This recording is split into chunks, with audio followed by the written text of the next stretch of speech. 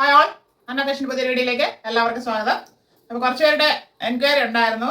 അതായത് നമ്മുടെ hand work അല്ലാത്ത ത്രെഡ് വർക്കോ സ്റ്റാൻഡേർഡ് ആയിട്ടോ ഉള്ള ഏതെങ്കിലും ഫാബ്രിക്കിൽ വരുന്ന ടോപ്സും കൂടെ കൊണ്ടുവന്നൂടെ എന്ന് പറഞ്ഞിട്ട്. അതായത് കുറച്ച് മുതിർന്നവരും വർക്ക് ഉപയോഗിക്കാത്തവരുമായ കുറച്ച് പേര്.